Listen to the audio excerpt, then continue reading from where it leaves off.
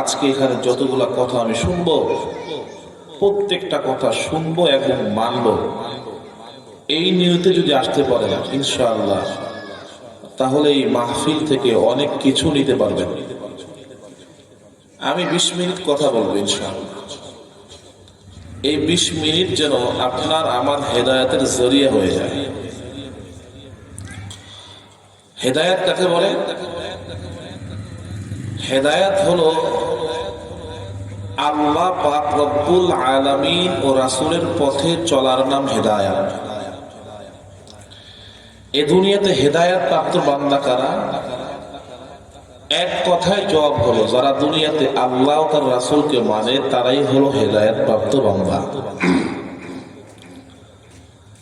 যারা আল্লাহ ও তার রাসূল করিম সাল্লাল্লাহু আলাইহি ওয়াসাল্লামকে মানে তারা হলো হেদায়েত প্রাপ্ত বান্দা।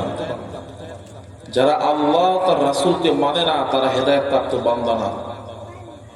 কিয়ামতের সকাল পর্যন্ত যারা হেদায়েত পাবে তারা বিনা হিসাবে জান্নাত পাবে, যারা হেদায়েত পাবে না তারা জান্নাত পাবে না। এই জন্য আল্লাহ পাক কালামে পাকের প্রথম সূরা সূরাতুল ফাতিহা এই আয়াতের ভিতরে বলেন, বিসমিল্লাহির রহমানির রহিম, আলহামদুলিল্লাহি রাব্বিল আলামিন, আর রহমানির রহিম, মালিকি ইয়াউমিদ্দিন, ইয়্যাকা না'বুদু ওয়া ইয়্যাকা নাস্তাঈন, ইহদিনাস সিরাতাল মুস্তাকিম, সিরাতাল লাযীনা আন'আমতা আলাইহিম, গায়রিল মাগদুবি আলাইহিম ওয়ালাদ-দাল্লিন।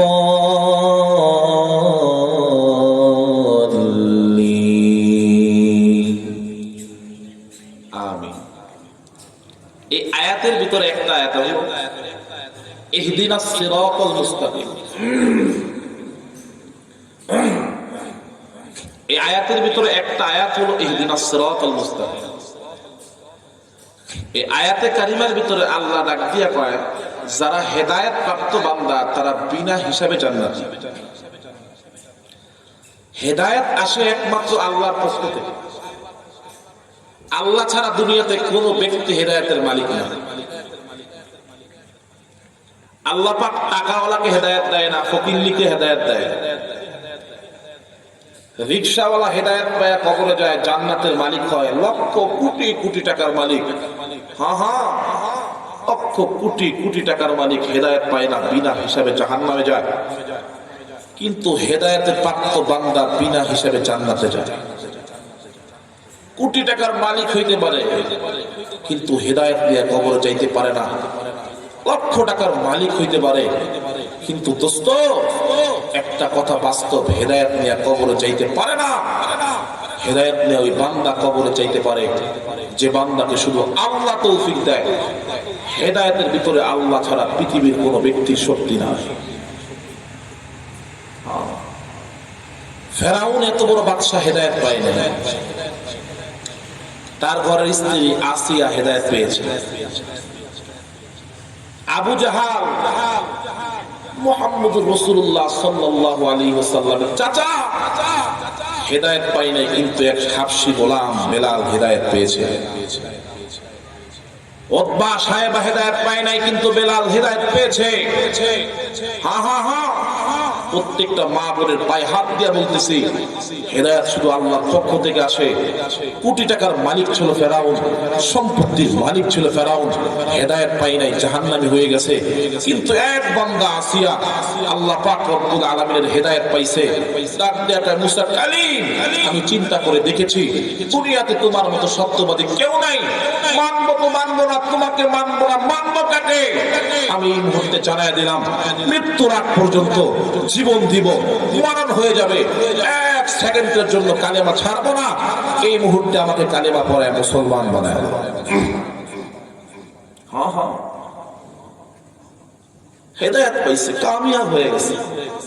হেদায়েত পাইছে আসিয়া, কামিয়াব।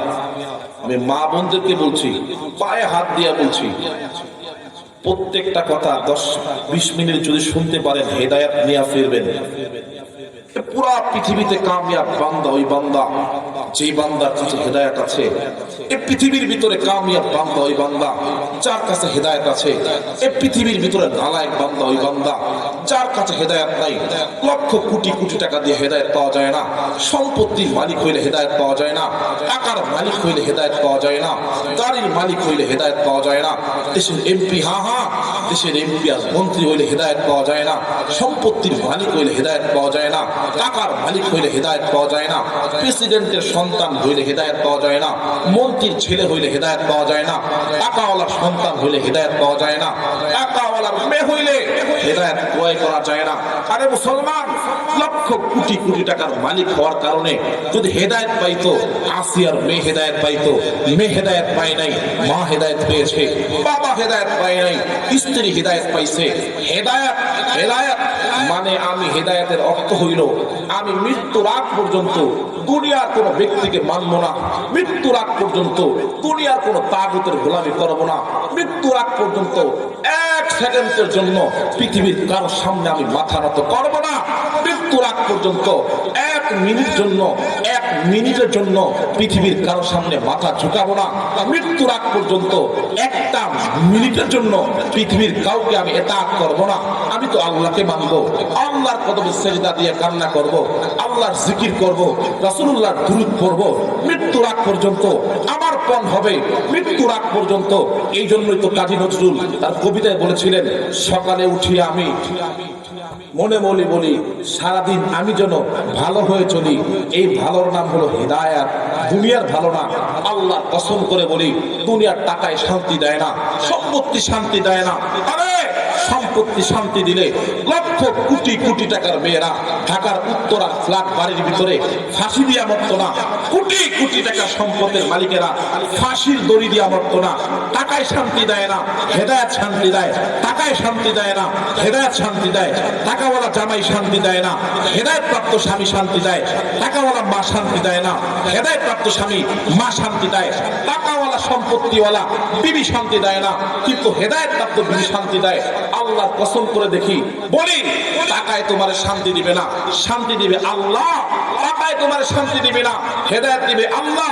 ও পৃথিবীর মানুষ, যদি দুনিয়াতে শান্তিতে থাকতে চাও, মৃত্যুর আগ পর্যন্ত হেদায়েত নিয়ে বাঁচতে হবে। হেদায়েত হলো ইহদিনাস সিরাতাল মুস্তাকিম। আমার বেঁচে থাকা, আমার মরে যাওয়া একমাত্র আল্লাহর জন্য। আমি বাঁচবো আল্লাহর জন্য, আমি মরবো আল্লাহর জন্য। এই জন্যই তো কালামে পাকের ভিতরে বলছে, ইন্না সালাতি ওয়া নুসুকি ওয়া মাহইয়ায়া ওয়া মামাতি লিল্লাহি রাব্বিল আলামিন। আমার বেঁচে থাকা, আমার মরে যাওয়া, আমার নামাজ, আমার সবকিছু একজনের জন্য হবে, তিনি আল্লাহ। আল্লাহ আল্লাহ আল্লাহর কসম করে বলি, তোমার নামাজ যদি হয় মানুষ দেখানো, হেদায়েত পাও নাই। তোমার যাকাত যদি হয় মানুষ দেখানো, হেদায়েত পাও নাই। তোমার স্বামীর খেদমত যদি হয় মানুষ দেখানো, হেদায়েত পাও নাই। মা, তোমার প্রত্যেকটা টাকা যদি দান করা হয় মানুষের জন্য, হেদায়েত পাও নাই। তালিম করো, দেখানোর উদ্দেশ্য হয় মানুষকে, হেদায়েত পাও নাই। সমস্ত আমল, আমার নামাজ, আমার যাকাত, আমার জিকির পৃথিবীর কোন ব্যক্তিকে দেখানোর উদ্দেশ্য হবে না, একমাত্র হবে হৃদয়ে মাওলা আল্লাহকে দেখানোর উদ্দেশ্যে।